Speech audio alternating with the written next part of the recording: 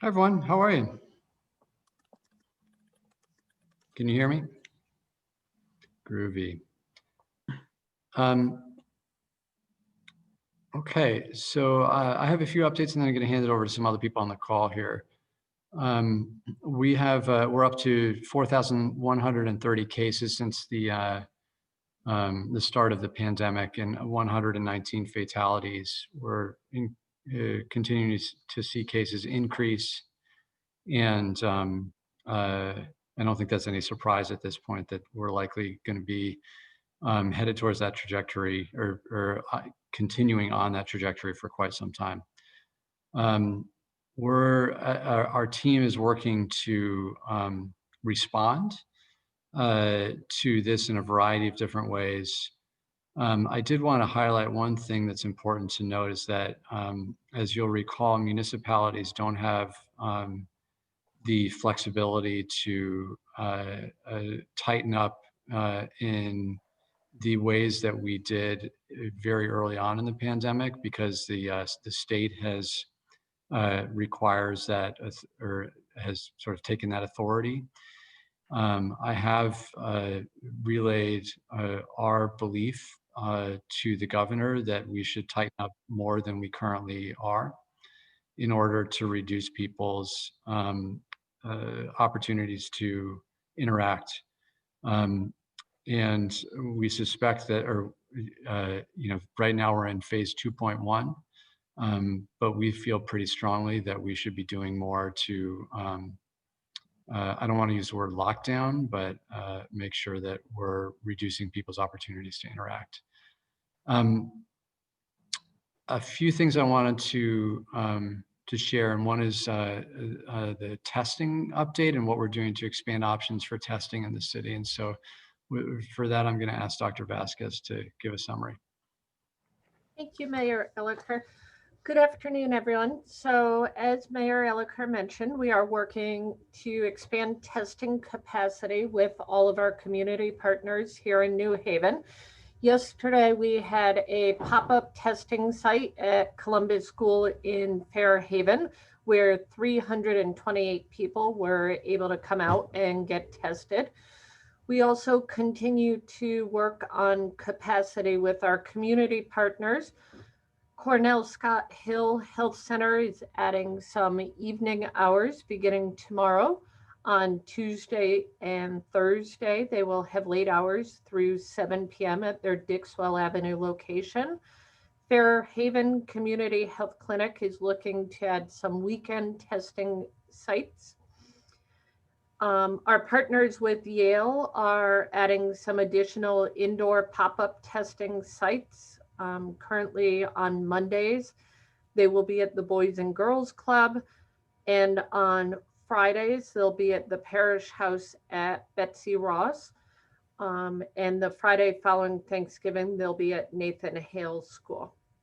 We're also working with Semaphore, who is able to provide some community pop-up testing, and we're finalizing 2 locations for this weekend, looking at the downtown area as well as the Beaver Hills and Edgewood areas for those test sites. Thanks, Dr. Vasquez. Director Bond, do you have anything you want to share? I do. I'm going to share a few slides. So, but I also wanted to provide a brief update as one of the indicators as we're monitoring where we are with the resurgence are the hospitalization numbers. And currently we are seeing an increase of hospitalizations in our region, as well as ICU. As of yesterday, we had 159 inpatients, and we had 22 in ICU. And so we closely monitor this. It's really important indicator for us to know where we are in the sense of not just positive cases, but where our capacity is with response to those cases within the hospital. Other indicators that we monitor on a day-to-day basis are the school indicators. As you know, we want our schools to be open in a hybrid model eventually. But right now, the New Haven County are considered high risk in both indicators, looking at the positivity rate daily, and then also looking at the increases of hospitalization. So we will continue to monitor that. However, we, along with New Haven, Fairfield County and Hartford County are in the high risk category for both the indicators where we are tracking on school readiness and having to make decisions regarding reopening. We also track cases around our region, and the governor provides an update every single Thursday in regards to where we are as a city. And so I just wanted to remind all of our residents and community partners and surrounding communities that we are all in a risk category that's over 15 cases per 100,000. It's going to take a concerted effort for us to continue to work together on providing precautions and really ensuring that individuals are going to try to stay home and stay safe as much as possible and really only travel as much as necessary. It's really critical that we remind businesses that the executive order is in place and has been down to phase 2.1, which means that you have to close by 10 p.m. and have your kitchen closed by 9:30. And so we just want to make sure that that is in place and available to you. One of the things that I want to close out before I turn it back over to the mayor is that I did want to, let me just stop sharing here. I did want to indicate that, as you know, I was in quarantine for a period of 2 weeks due to a close family member testing positive. I have now had 3 family members that have tested positive, and it is really critical as we continue to see personal family members affected or even being exposed, the seriousness of this pandemic. And as we approach the holidays, I just want to implore you to please consider having your holidays with your immediate household members. Definitely, I urge you to get creative and have a Zoom Thanksgiving sharing of recipes or gathering of dinners through virtual platforms. We just want to try to ensure that we continue to be safe during this holiday season and consider ways how we can plan and modify the way we've been celebrating in the past so that we can reduce the risk and spread of COVID-19 and keep our friends, families, and communities healthy and safe. Unfortunately, as you know, as I indicated, the epidemic is worsening, and small household gatherings are an important contributor to the rise of our cases. And so we just want to implore you to take on this challenge with us and be able to uninvite any guests and try to celebrate with your close household members as much as possible. And with that, I turn it over back to the mayor. Thank you so much. Thanks, Director Bond. As you may have heard, the state is promoting a Connecticut COVID alert program/app for smartphones. And Gage is going to share a little bit of how that works. We're encouraging city employees and all residents to use the app. The app is not useful unless many, many people decide to opt into it. And so with that, I'll turn over to Gage.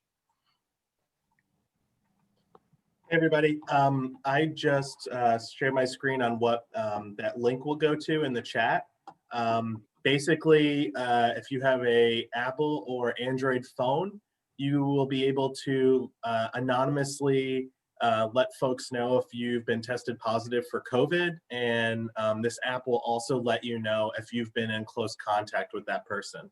I think the important thing to know is that it's anonymous, and like the mayor had said, the more people that use this, the more people, or the more accurate it will be. So if you click on one of either of these things, there's a simple app in the Google Play Store for Android users to download. For iPhones, it's a little bit more tricky. You'll have to go to your settings in your phone, and you'll definitely need to have the most updated iOS software. But when you get into your settings, just go on the little search part. It's the easiest thing I've found, and type in exposure, and it should bring you to your exposure notifications. If you have the newest software, it should pop up and kind of look like this. And then once it's active, it'll show you what region you're in. I signed up a little while ago, and so far has not pinged me, so that's really, really good. But I encourage everyone else to use this, and the more we use it, the more we'll know. So Gage, that's the highlight. can you share that screen again, that one that you just shared? Yeah, It's, what it looks like on the phone. it's important for people to know that if the app doesn't automatically know, obviously, if you tested positive or not. So the share a COVID-19 diagnosis button there is very important.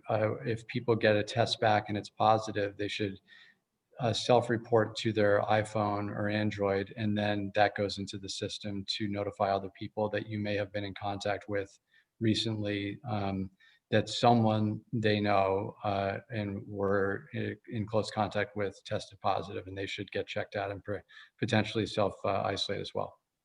Thanks, Gage. I had one more thing before handing it over to questions. And that is that we sadly lost our our holiday tree last night. Obviously, we had pretty intense winds, and this is the view outside my window. The tree is buried. The base is buried. Or was buried about 4 feet into the ground, and there were guy wires that were holding the tree in place, and several of the wires actually broke, and the tree came down. We're looking for a replacement tree. This tree was donated to the city from a individual or individuals in Cheshire, and the tree is damaged too much to be able to repair and put back up. And so we're looking for another option. But like many things in 2020, even though it may be fallen, it will rise again in a new form that is better than it was before. Do folks have any questions? Go ahead, Tom. I only have questions about the Christmas trees. No, I'm just kidding. Everyone else does. All the other media does. Dr. Vasquez, you mentioned a group that's looking to host some testing pop-ups downtown Beaver Hills, Edgewood this weekend. I didn't catch the name of that group. What was it? Semaphore? Is that what you said? Semaphore, yes. So it's SEMA and then the numeral 4. So they're actually one of the laboratory testing partners, but they can do start to finish specimen collection as well as processing those specimens. And they're a local company out of Brantford. Thank you. And Mayor, what recommendations have you given the governor about how New Haven should be able to reduce people's opportunities to interact? Obviously, Philadelphia, Chicago, New Mexico, Oregon, a whole bunch of places are banning indoor dining or even doing stay-at-home orders. What is it you would like to see the city be able to do? I think we need to work as a region. And I know the governor, and not just as a region like New Haven County or even the state of Connecticut, but with our partner states, because we're not an island, as is clear with the spread of the virus just about everywhere. So I made it clear to the governor's team that we would like to move back to some form of phase 1.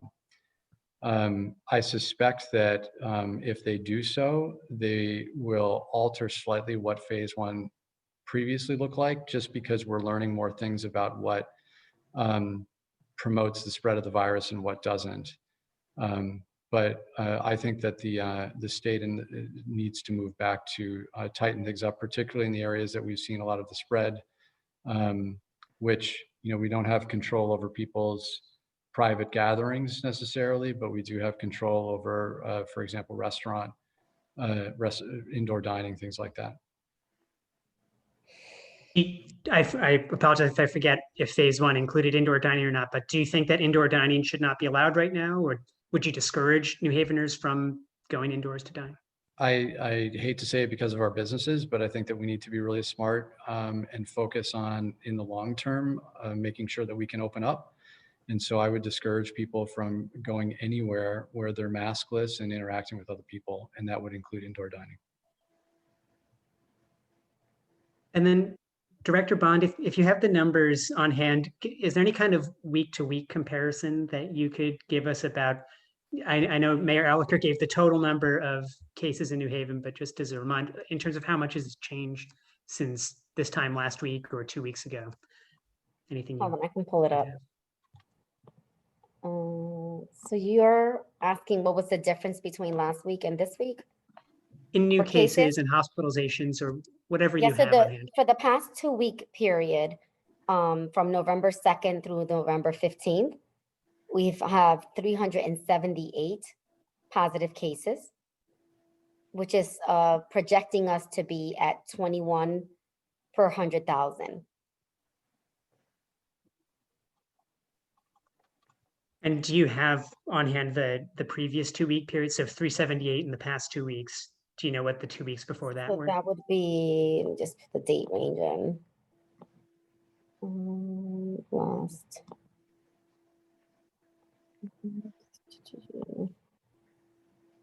I would have to play with the calendar. I can get that to you. Because I have to play with the calendar and it's freezing. Is it possible to share a chart or anything like that? Or is it- Yeah, that's exactly what I'm doing. Hold on. Let me pull it up. Hold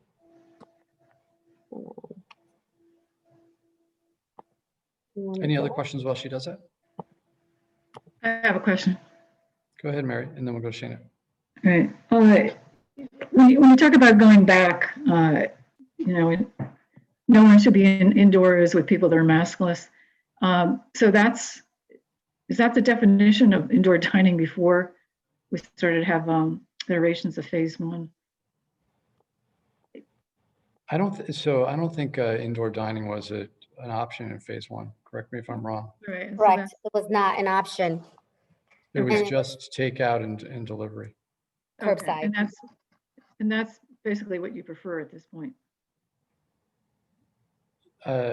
Yeah, I think that we need to, given the explosion of cases, eliminate options for people to interact without masks with each other as much as we possibly can. Okay. So the week of 11/9 to 11/15, we were at 135. And then if we look 2 weeks before, it's bringing me back to the 278. It's just gonna add a week. We were at 278 about 2 weeks ago, so I gotta look at the difference between increase. I know that we had an increase there, but the table is not letting me. Maybe, Marissa, you could I'll play get it around to with you. it. If you get something good, you can give it to Tom afterwards. Yeah, I'll email it to you. I'd love to see it too. Yeah, I can send it to the group. I Thanks. think just to clarify, because I think this is a really, really hard thing for businesses, the tightening up again, that the reason that Connecticut was, I believe the reason that Connecticut was so successful at controlling our cases throughout the summer and significantly or quickly reducing the number of new cases in the first surge of cases was because we tightened up significantly and early. And that helped our businesses over the summer. And so I think we need to do the same thing now to be very proactive so that we can help our businesses in the long run. And I know this is not easy for businesses to deal with by any means, especially now when there's not the kind of federal help that we saw early on in the pandemic. But if we just keep going business as usual, or even business as unusual, but it's been that way for a long time. If we keep going in the trajectory we're going on right now, we're going to have way more cases, and eventually we're going to have to shut down anyways. We might as well be proactive and do it early so that we can open up early again. All right. So are you getting feedback from the governor, or are you just, I mean, he knows your feelings already, I guess, right? Yeah. I mean, the governor, I talk on a regular basis, and yeah, and I think that the governor's in a tough spot too, right? Not every community feels the same way as New Haven about how proactive we should be about tightening things up. Okay. You know, we may even have this in the paper. I'm not sure, but I didn't know about the tree. Am I the only one? I The don't tree think you're the fell only and I one. didn't hear it, I guess. No, it just happens to be on my window. Yeah, I don't know if anyone heard it. It's an interesting question. All Shana? right. So you're looking for Sorry, Mary, you have another question? So you're looking for a new donor. So, to be honest, we debated on whether to put out a call right now to see if someone would donate a tree, but we're not quite certain if we can turn that around very quickly.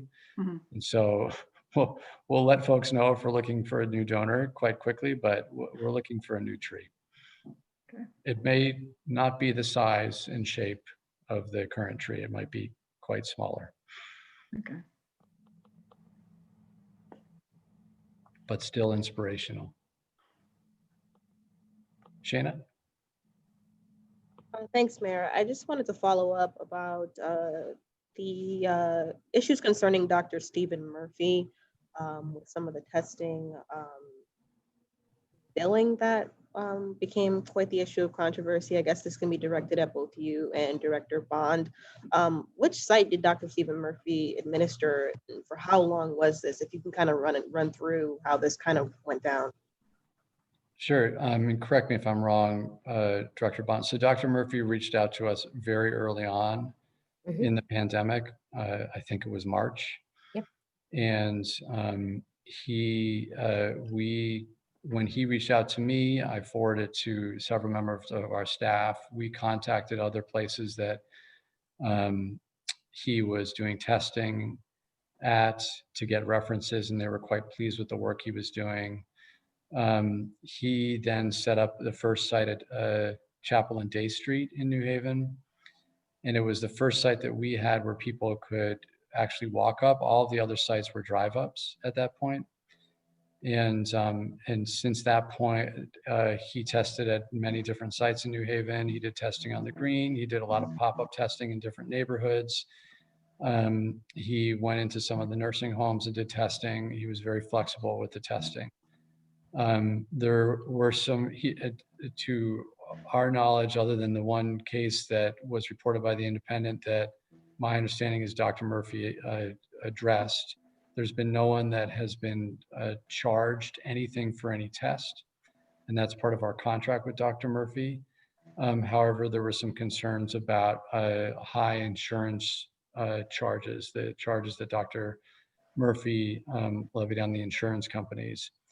And so a few weeks ago, we decided that it was because our testing capacity had expanded, because of the support of federally qualified health centers in the hospital, in addition to some of the concerns about the insurance billing, that we would go in a different direction. And that's when we parted ways.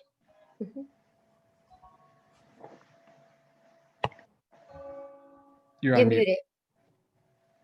I always forget that, sorry.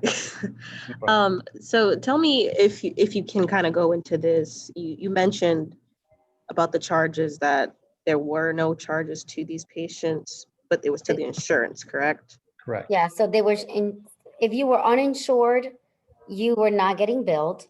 So there were at least over 1,000 residents that had absolutely free testing if you had no insurance.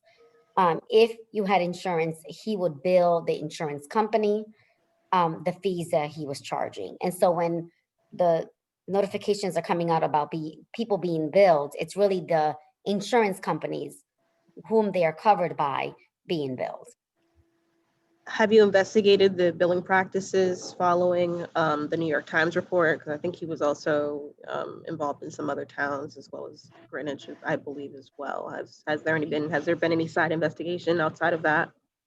We have not had a testing site with Dr. Murphy for over 3 weeks. So we have not conducted any additional assessments. However, we did speak and previously when we were asking about medical practices and insurance billing, they were pretty standard to what he was charging for the level of work that he was doing. So and that conversation happened several months ago, where we just wanted to make sure and get a better understanding of where the billing concerns were coming from. And when we had a billing issue, it was the actual lab that charged the individual and not Dr. Murphy's practice. And that was rectified. Just last question Just related to this. To answer your question directly, we have not investigated any insurance billing. That would be between Dr. Murphy and the insurance company. If the insurance company were concerned about the bills that Dr. Murphy submitted to them, they could conduct an investigation. It is, however, and always has been very important that no one be charged for COVID testing, because we made that commitment as part of our agreement with Dr. Murphy. I guess the final question to follow up, and I guess I'll be done after this. Moving forward, obviously, we're still in the middle of this pandemic. Testing is still a major concern to get people tested as frequently as possible if they do come into contact, whether they're essential workers or not. But I guess, what is the city doing to maybe prevent these kinds of concerns from happening, again, to protect residents from, any astronomical bills? Yeah, I think that we moved away from Dr. Murphy, right? And I think that's one thing that we did proactively. And I don't feel like, at least I'm in a position to assess the appropriateness of insurance billing. That's a confusing thing, but there were enough concerns about it, and the numbers seemed high to me as a layperson, and so I think we made the right call moving in another direction. We're working with Yale New Haven Hospital, Fairhaven Health Center, Cornell Scott, who are all reputable long-term healthcare providers in the region that are mission-based. And to my knowledge, we've received no complaints about our billing or other issues with those three entities.